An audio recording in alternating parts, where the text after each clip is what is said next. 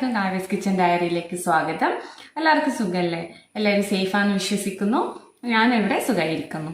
അപ്പോൾ ഇന്ന് ഞാൻ വന്നിരിക്കുന്നത് ഒരു സോയ പൊട്ടറ്റോ മസാല. സിമ്പിളായിട്ട് നമ്മളെ ഒരുപാട് ഇൻഗ്രീഡിയൻസ് ഒന്നും ഇല്ലാതെ പെട്ടെന്ന് തയ്യാറാക്കാൻ പറ്റുന്ന ഒരു ഡിഷാണിത്. നമ്മളെ സോയ ചങ്ക്സും ഉരുളക്കിഴങ്ങും കൂടിയിട്ടുള്ള ഒരു മസാലക്കറി. അപ്പോൾ നിങ്ങൾക്ക് ഇഷ്ടമാകും എന്ന് വിശ്വസിക്കുന്നു. ഇഷ്ടമായിട്ടുണ്ടെങ്കിൽ നിങ്ങൾ വീട്ടിൽ ട്രൈ ചെയ്യുക. എന്നിട്ട് അതിൻ്റെ കമൻസും ഫീഡ്ബാക്കും ഒക്കെ എന്നെ അറിയിക്കുക. എൻ്റെ ചാനൽ ആദ്യമായിട്ട് കാണുന്നവരാണെങ്കിൽ സബ്സ്ക്രൈബ് ചെയ്യാൻ കൂടി മറക്കരുത്. അപ്പോൾ നമുക്ക് നോക്കാം എങ്ങനെയാണ് സോയ ചങ്ക്സ് പൊട്ടറ്റോ മസാല ഉണ്ടാക്കുന്നത്. നമുക്ക് സോയ പൊട്ടറ്റോ മസാല ഉണ്ടാക്കാൻ തുടങ്ങാം. അതിനായിട്ട് ഞാനിവിടെ ഒരു പാൻ വെച്ചിട്ടുണ്ട്. അതിലേക്ക് 2 ടേബിൾ സ്പൂൺ സൺഫ്ലവർ ഓയിൽ വെച്ചിട്ടുണ്ട്. ഇനിയിപ്പോൾ നിങ്ങൾക്ക് വേറെ ഏത് ഓയിൽ വേണമെങ്കിലും ഉപയോഗിക്കാം, വെളിച്ചെണ്ണയും ഉപയോഗിക്കാം. അത് നിങ്ങൾ താല്പര്യത്തിനനുസരിച്ചിട്ട് മാറ്റിയാൽ മതി. ഞാനിപ്പോൾ ഇവിടെ സൺഫ്ലവർ ഓയിലാണ് ഒഴിച്ചിരിക്കുന്നത്. അപ്പോൾ എണ്ണ ചൂടാവുന്ന സമയത്ത് നമുക്ക് ഇതിലേക്ക് 2 പച്ചമുളക്, 1 കഷ്ണം ഇഞ്ചി, 6 അല്ലി വെളുത്തുള്ളി ഇട്ട് കൊടുക്കാം. അപ്പോൾ വലിയ പച്ചമുളക് ആയതുകൊണ്ടാണ് ഞാൻ 2 പച്ചമുളക് എടുത്തത്. ചെറിയ പച്ചമുളക് ആണെങ്കിൽ ഒരു 3 ഒക്കെ എടുക്കാം. വെളുത്തുള്ളിയും ഇഞ്ചിയും ഇത്ര മതി. ഇഞ്ചിൻ്റെയും വെളുത്തുള്ളിയും ഒക്കെ ഒരു മൂത്ത മണം വരുന്ന സമയത്ത് നമുക്ക് ഇതിലേക്ക് 1 ഉള്ളി ചേർത്ത് കൊടുക്കാം. അതായത് സവാള. മീഡിയം സൈസുള്ള ഒരു സവാളയാണ്. ചെറുതാണെങ്കിൽ നിങ്ങൾ 2 എണ്ണം എടുക്കണം. ഇതിപ്പോൾ ഒരുപാട് ചെറുതായിട്ട് അരിയണ്ട, കാരണം നമ്മളിത് നന്നായിട്ട് വഴറ്റിയിട്ട് മിക്സിയിൽ അരച്ചെടുക്കും. അതുകൊണ്ട് ഒരു വലിയ പീസസ് ആയിട്ട് മുറിച്ചാലും കുഴപ്പമില്ല. നന്നായിട്ടൊന്ന് വഴറ്റി കൊടുക്കുക. ഈ സമയത്ത് നമുക്ക് കുറച്ച് ഉപ്പും കൂടി ഇതിലേക്ക് ചേർത്ത് കൊടുക്കാം.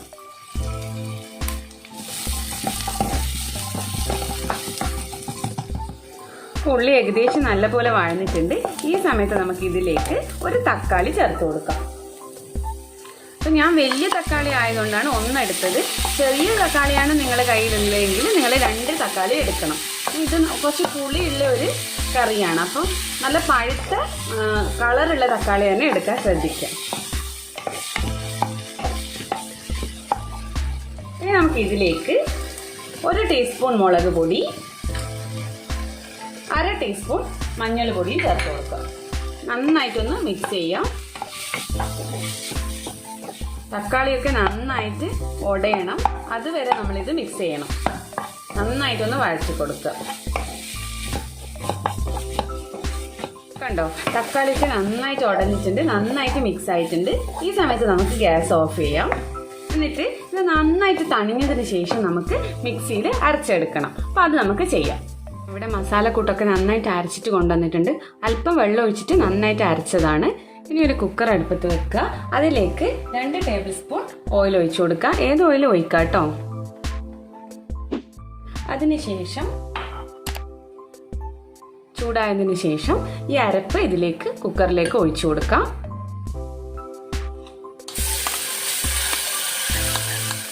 അതുപോലെ 1 ഉരുളക്കിഴങ്ങ് ചെറുതായി മുറിച്ച് ഉരുളക്കിഴങ്ങ് ചേർത്ത് കൊടുക്കാം. പിന്നെ ചേർക്കേണ്ടത് സോയ ചങ്ക്സ് ആണ്.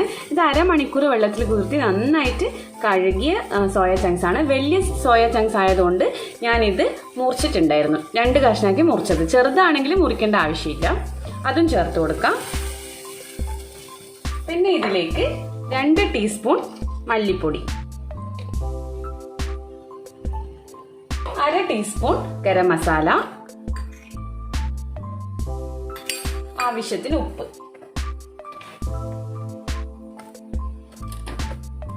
പിന്നെ 1 ഗ്ലാസ് വെള്ളവും കൂടി ചേർത്ത് കൊടുക്കണം. നന്നായിട്ട് മിക്സ് ചെയ്യാം.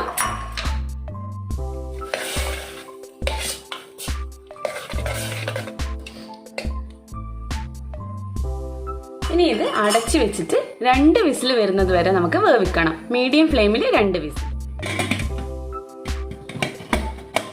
വിസിൽ വന്നിട്ടുണ്ട്. നമുക്കിതൊന്ന് തുറന്ന് നോക്കാം. കംപ്ലീറ്റ് പ്രഷർ പോയതിന് ശേഷമാണ് ഞാൻ തുറക്കുന്നത്. കണ്ടോ, നമ്മളെ കറി അടിപൊളിയായിട്ടുണ്ട്. ഇനി നമുക്കിത് ഇതിൻ്റെ ഉപ്പറ്റ് കുറവുണ്ടോ എന്നൊന്ന് നോക്കണം. എന്നിട്ട് സെർവിങ് പ്ലേറ്റിലേക്ക് മാറ്റാം. ഇനി നിങ്ങൾക്ക് ഇത്ര ലൂസ് വേണ്ട കറി എന്നുണ്ടെങ്കിൽ നന്നായിട്ടൊന്ന് കുറുക്കിയാൽ മതി തിളപ്പിച്ചിട്ട്. അപ്പോൾ ഈ ഒരു കൺസിസ്റ്റൻസി വേണമെന്നുണ്ടെങ്കിൽ ഇനിയൊന്നും ചെയ്യേണ്ട ആവശ്യമില്ല. സെർവിങ് ബൗളിലേക്ക് മാറ്റിയിട്ടുണ്ട്. കുറച്ച് മല്ലിയില കൊണ്ട് ഗാർണിഷും ചെയ്തിട്ടുണ്ട്. അത് നിർബന്ധമില്ല, നിങ്ങളെ കയ്യിൽ മല്ലിയില ഉണ്ടെങ്കിൽ മാത്രം ചെയ്താൽ മതി.